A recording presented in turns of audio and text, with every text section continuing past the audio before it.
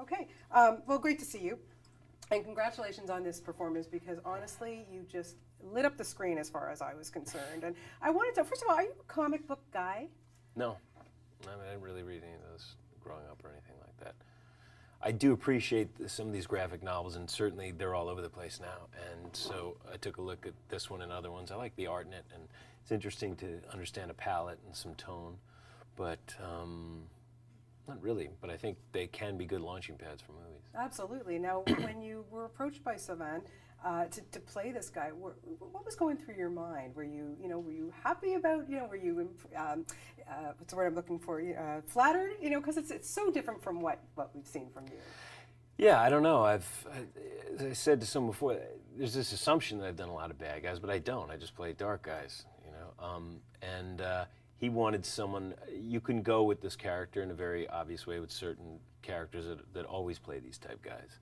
And they're good actors, but he wanted somebody who hadn't done that, and I guess use some intensity that I have a reputation for. And but my whole thing is I want to just create someone that would also have, not lightness, but that could have a twisted sense of chilling fun within it. And would be able to turn on a dime. Yes, well, that's what I liked about him because he's not crazy evil. No. He's, it's very subtle, very maniacal. What's going on inside that head of his? We don't really find out, but as an audience, you are still watching. What am I going to get? And so that, to me, that was interesting. And it's just I'm just in little parts of it, So. Yeah. Now, a great script. I mean, I personally think that you had the best lines in the film. My God, I was writing them down because I was just. Well, I was allowed to make a lot of them up, which is good. That was another thing. There's a lot of space to create some of this character. And Sylvain and I'd say to him, I'd work with him or talk to him. I'd like to come up with this. I think we can get something about him here, and then sometimes just riff away. And there was another one there about the nod. Okay, so what kind of nod is a nod? Just to throw somebody off, or just to slap somebody or hit somebody? Yeah, no, that was in there. I don't remember. I remember that. I thought that was funny stuff. And my other one is because I'm short. Are you short? You're really short. Are you standing in a hole? Yeah, that just popped into my head, made me laugh looking at him. So you see, all these ones that I've mentioned, these are all from you. I mean, brilliance.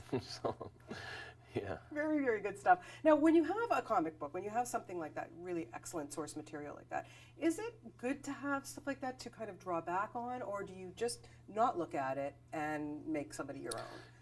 I make my own, but I certainly look through them to see if there are things I could use here. And you just find a few things. And I think there's just,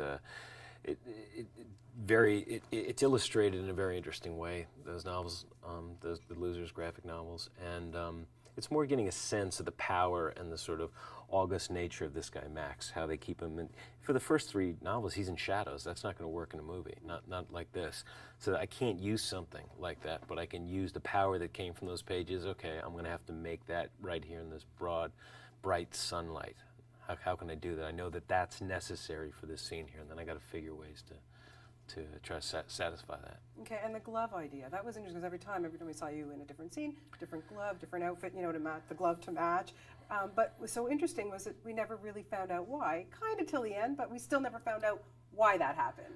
For that, and that's why I came up with it, for that reason, just let people think. So there's only so much, when I look in the script and they have so much to do and I have limited stuff, so I want him to have this area of mystery. And in the graphic novel, they can do it by putting slashes of black over his face. I'm not going to be able to do that because I have to push the plot along somewhat. So what about a glove here? What about little bits of, you want to get the sense that this guy has a mysterious past that may unfold and it may not, but it'll keep you watching one way or the other.